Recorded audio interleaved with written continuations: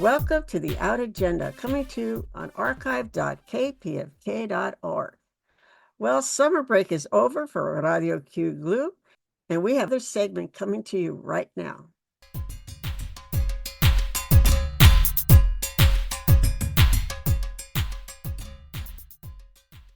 Welcome to Radio QGLLU Podcast, a segment of the Out Agenda, the show that takes a deep dive into what the queer, gay, and lesbian Latino community is talking about.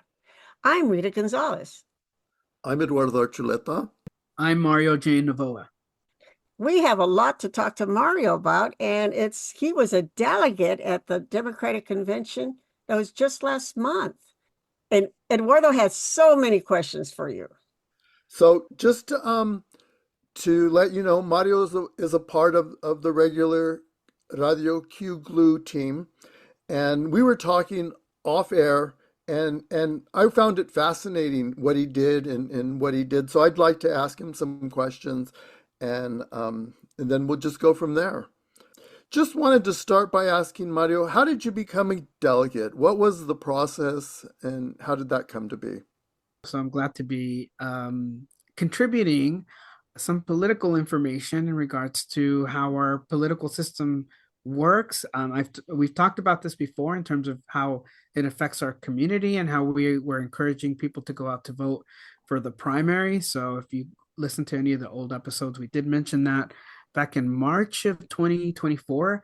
And so now we're heading into the fall election on November 5th.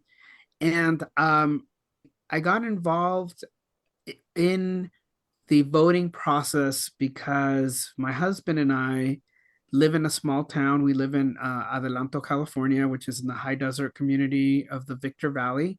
So if anybody has ever driven from LA to Las Vegas, you probably have eaten or gone to the bathroom in Victorville. I have. There's a Roadhouse restaurant on there that I go to. Yes, there's plenty of eateries here. They're good eateries. But you know, the high desert is going through a big transition. My family moved here in 1990, and there was little representation in terms of Latinos involved in community efforts and or politically engaged in city councils, regional elected positions. So the place has been primarily conservative on so many levels. And, you know, I favor the Democratic Party. I love to listen to both sides of what conservatives and liberals have to say, and independent. So I'm very open-minded to having discussions. But I do think that with the high desert, with it having primarily have a conservative base of very religious people, I think the community has been built around that. However, while everybody who lives here, like in anywhere of our country, gets taxed, right? So we get taxed for various reasons to support the community, but not all of that is diversified in the right way. And so there are many holes in the high desert in terms of what it provides the community, whether it's a robust infrastructure for sewage and water and streets, to community centers, to schools, to hospitals. All the infrastructure is kind of still lacking, especially with the post-pandemic growth that we've had in the high desert. So my husband and I were whiners and complainers, and we were whiners and complainers when we moved up here in 2019. And we were like, okay, how do we get involved? What do we do? And we met one person, her name's Seta Gazarian, who runs the Democratic club here called the High Desert Progressive Democrats. She was the president at that time. She got us kind of into the club and then asked us to be part of the leadership. And so we did that. That entailed phone banking, canvassing, talking to constituents, talking about their issues. There was another person we met. His name is Derek Marshall. He's running for Congress for California 23. And he got us sort of even more activated, where he's like, okay, you represent the LGBTQ community and Latino community. Why aren't you guys doing more, or what can you do more? Have you thought about doing this? Have you thought about doing that? And so I think once we were in the mix and we were participating and doing all these things that we're being asked of, then we took it up upon ourselves to like really be engaged. And a friend of mine who's been on the show, Roland Palencia, challenged me with taking my commitment or taking my complaining to a commitment. So my husband and I have been in the commitment space in regards to how we uplift the el pueblo, the community. And so we have we ran for delegates for the state party for Assembly District 39, and we both won. So we represent our region on the state level.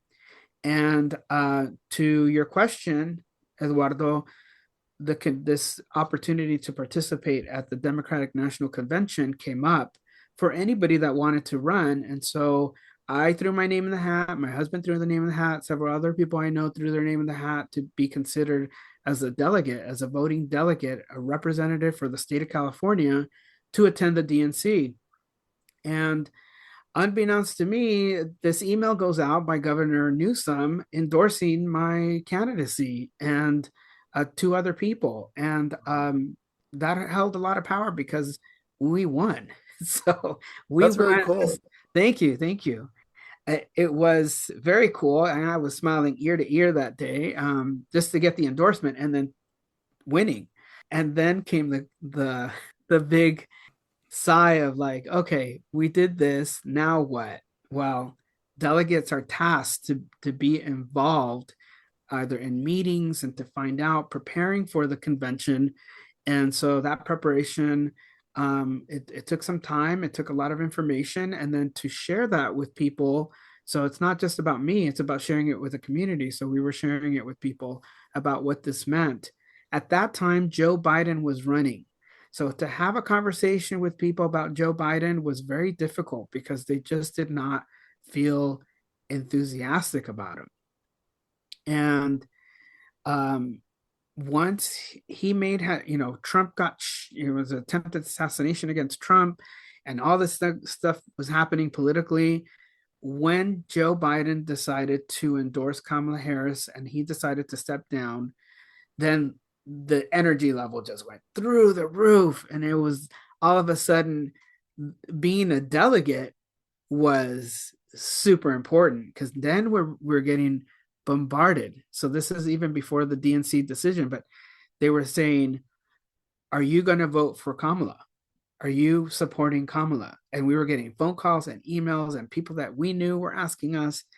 And so I am like, I don't know. I have to do my research. I said, I know what she's done for our state as a attorney general, and then also working in the Bay Area as district attorney. And I kind of stood in line with her policies, but I just needed to do a little bit more research. And after I made the commitment to support her, then we as delegates, then everything kind of coalesced together within the party. And Nancy Pelosi and the California Democratic Party called us to a meeting. And before the convention, which is unusual, we had to cast our vote.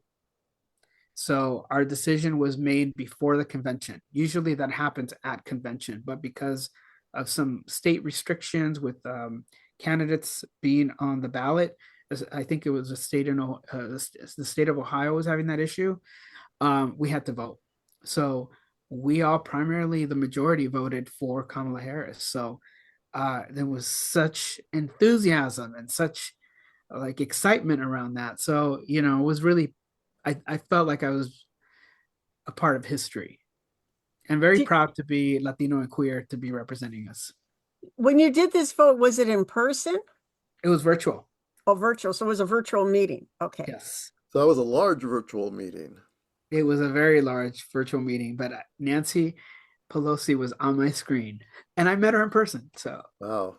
One of the when we were talking, one of the things that came up, because I always thought that everything was paid for by the party or by the state, but when we were talking, I found out differently. Can you share a little bit about that?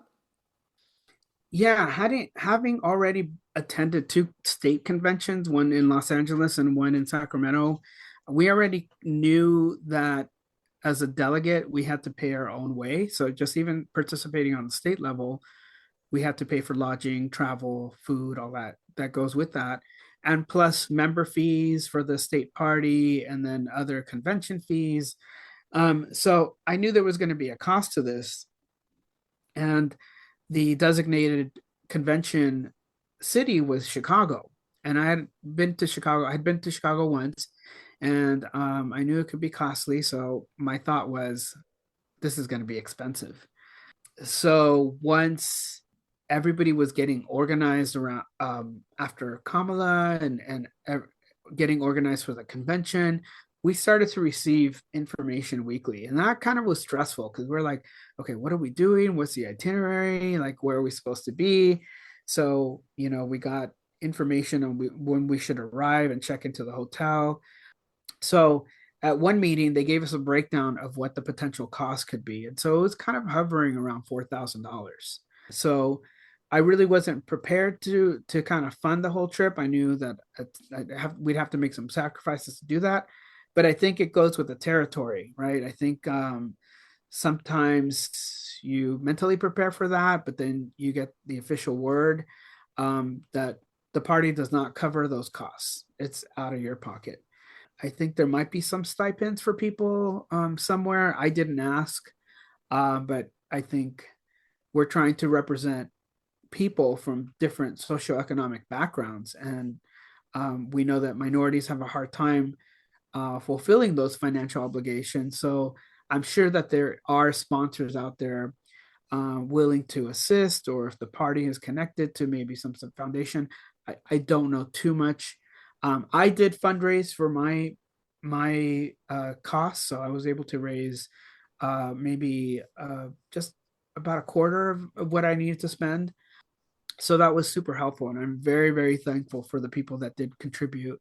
And my husband was kind of like in charge of that because I work long hours during the day, so he was able to do that for us, and I was able to go on the journey without having too many hangups about it. Did your husband go with you? Because he was also a delegate. He was a delegate for the state party, but he wasn't a delegate for the convention. He ran, but he did not get elected. I was curious as to kind of what you did there. Who did you meet? What was kind of the process, the fun and maybe the not so fun of this convention? Yeah, so there's about 400 plus delegates, and 278, 200 between 270 278 are elected. So I was part of that pool. The other portion of that makes up the 400 are elected officials. So they're kind of automatic delegates. So kind of what did you do? Who did you meet? What kind of were some of the events that took place? Part of the day-to-day, we had, for the California Democratic Party, we had a breakfast. And that breakfast was sort of informational in nature, and also an opportunity to network with other delegates from our state. We were all housed, well, we had a block of rooms that we could choose at a certain hotel, and we would have breakfast there at like one of the meeting rooms. And it was like a ballroom size meeting room. And it gave us a chance to, again, network with people, but we had speakers come in. So we had speakers like Nancy Pelosi. We did have speakers like Pete Buttigieg, the transportation secretary. We had other dignitaries come in and talk to us every morning. So all of this was live streamed as well. So people that were watching could watch on social media. And it was fun. It was really informative to get kind of like the schedule of the day, and then also getting the speakers in to help us get motivated, because as delegates, we're not just voters for our candidates, but we're also going back home to send and bring some messages, right? We're taking messages with us to carry on. So I think that's what our state breakfasts were mainly about, was just to get us enthused about going home and making sure that we're encouraging people to do phone banking, encouraging people to knock on doors, and put up signs and talk to the community. So, again, even through this question that you just asked me, I encourage our listeners to do the same. Go out and do something, because, and I'll share this in depth a little bit more, because it goes deeper. I think it was one of the most impactful speeches I heard, and it was from Hillary Clinton. And I think ultimately the subtext of her speech was like, don't get complacent, because look at what happened during my election. She had shared in interviews that people have told her, I didn't go out to vote because we thought you had already won. And clearly, there is no taking back your non-vote or voting in that. You can't go back in time. So a lot of that is sort of like ingrained to the delegates, that we are part of the larger community in terms of leadership, and that we can have impact. So I'm glad that we're talking about this, because I think I want to ultimately, for our listeners, I want to encourage people to participate. Like, you don't have to run for office, but there are other ways where you can be supportive of leadership, or be a leader yourself within your local clubs, whether that's a conservative one or a liberal one. Just participate, be involved. But, outside of that, you asked me who I met. Oh man, I met so many great people. I met former Governor Gray Davis.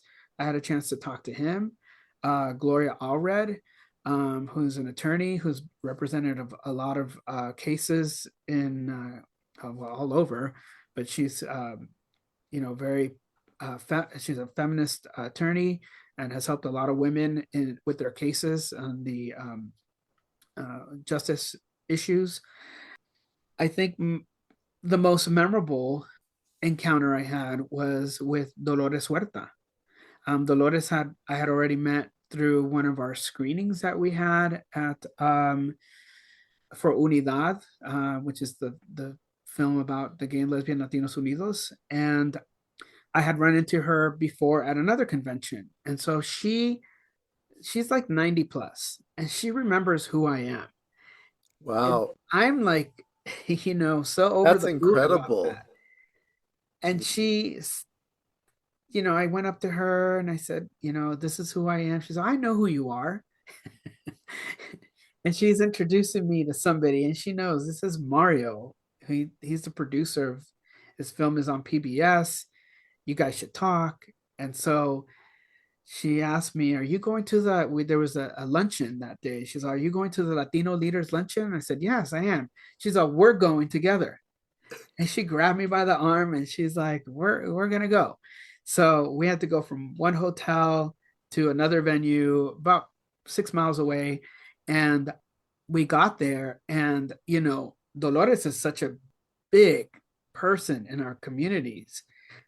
She's made a really big impact nationally, probably internationally too. But her work is known for having worked with Cesar Chavez for the United Farm Workers Union. And she's just a really great public speaker. And so when we got out of the car to go to this venue, like the seas part, here comes Dolores. And she's holding Monte Mario, and we're walking through the crowds, and people are like, can we take a photo with you? Or do you remember me from this or that? And she remembers people. She remembers where she was at, like people from Texas and people from Arizona and people from another part of the country. And she's having these wonderful conversations. And then, for this particular event, there was a VIP area. And so we were escorted. By default, I'm still holding on to her. And I'm actually recording the whole time because I took my camera. So I'm recording all of this. And they take us to that VIP room, and everybody wants to talk to Dolores. They're taking pictures with her and with everybody. She's like, this is Mario, producer. Meet him. Mario, give him your card. So she made me feel so special. She made me feel bigger than anyone in the whole convention for that week. Maybe not bigger than Kamala or well, how memorable that is. It is. Yeah. I mean, how can you can't ask for more to be recognized and to be seen, right? That's what we all want as human beings. And she did the most simplest human thing you could do, and that's recognize somebody. And that was great. So I'll never forget that. That was the highlight for me of the campaign, of the whole experience, sorry. And leading into the convention, which is the reason why we were there, that was huge. I don't think I'll ever have another chance to hear Bill and Hillary Clinton, uh, Barack Obama and Michelle Obama and Oprah Winfrey and Kamala Harris and President Joe Biden and so many speakers that were on stage. I don't think I'll ever be in a room like that again, ever. I'm just soaking it all in for this Yeah. moment in time. This moment in time, I have But that will always be the most special moment. it certainly Or one will. of the most special. Yeah.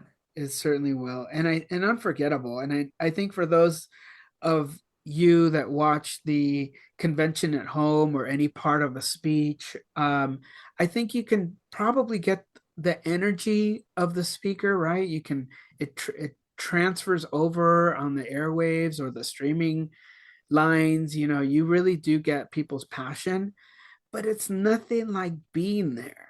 Oh Uh, no. I've seen these conventions my whole life, and to be in a room where everybody is like from energy level from 1 to 10, right? We say pain level 1 to 10, but energy level 1 to 10, and 10 being the highest. 10, everyone was at 10, even the reporters, even all the press that were like packed, jam packed in all the aisles.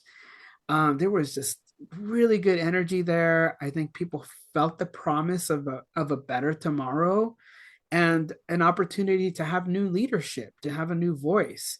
So all the conventioneers, I don't know what the word is, but all the people from different states, all the delegates and everybody who participated, it was just like a big family. And so you do feel that from the rally. And then obviously when the speakers come up and you cheer for them, it's just a great feeling. And just to point out the two other moments, so there were three moments for me of the whole week.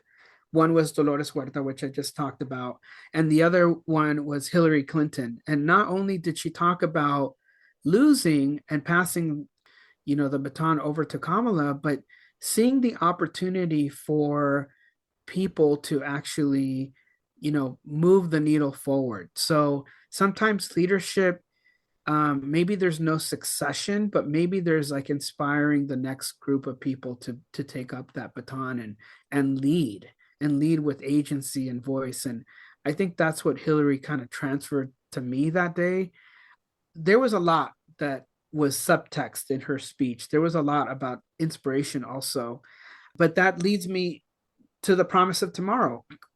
As a delegate, I have endorsed someone, and I know that we're part of the show is not to endorse, but just to see somebody's history and so why they've been put on the platform. So I want to just put that into context because the convention is about endorsing a particular person, and everyone has to do their homework. Even as listeners, we have to find out if that candidate fits for us, because I know other Democrats and I know other liberals that are not voting for her.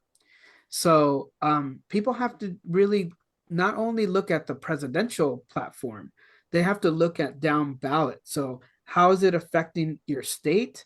How is it affecting your local elected officials? What measures, what propositions are on the table for you?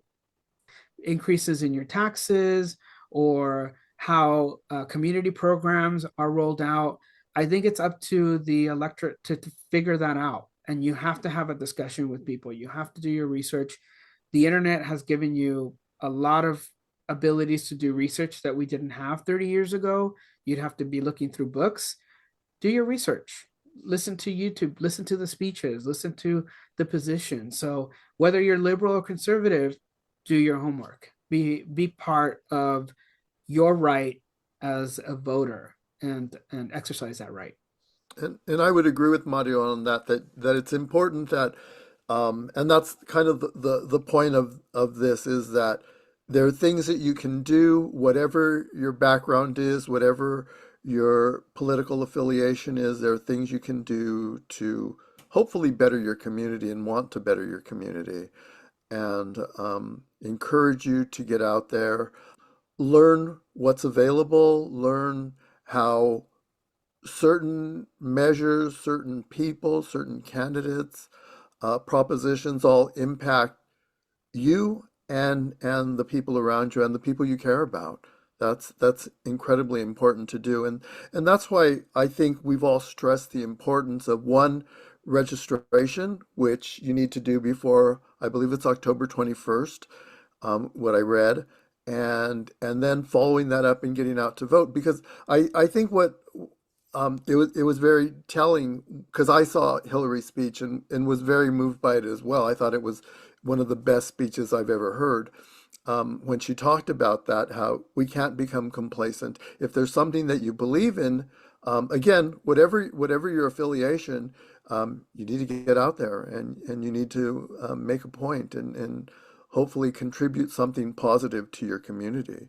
Any last thoughts other than I'm always pushing people to register and vote? I feel like Taylor Swift, actually. Well, I did want to say we have more as a people things in common than we have things that separate us, and we have to find that consensus and that commonality, whether you're on the left, the right, or the middle. We have to, as a community, that is part of democracy, is that we have to work together to move our pueblo, our community forward. And I don't have any issues with anyone that's conservative. Let's just work together. And I have to convince you that my perspective is the best one. And then you have to do the same. And then maybe find some compromise there. Right, there's a thing on Facebook where they show someone will say a topic and said, change my mind as they sit there. And that's exactly what we all have to do. Well, this has been great talking about all this. Looking forward to the future, actually.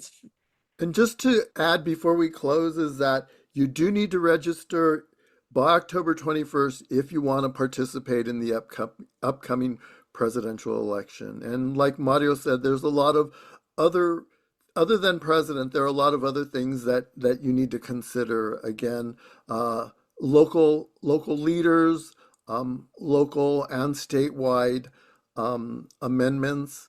So please do your homework. Please read up, and we all encourage you to get out there, register, and vote. And Eduardo, just to read my fortune cookie that's taped on my computer, be your strongest advocate. And I'm going to add, be your strongest advocate and vote. Absolutely. Great. Thank you for listening to us. I'm Rita Gonzalez. I'm Eduardo Archuleta. I'm Mario J Novoa. Like us on our Facebook page or email us at theoutagenda@gmail.com. And have a wonderful week. And remember that being out is the first step to being equal. Now stay tuned for This Way Out.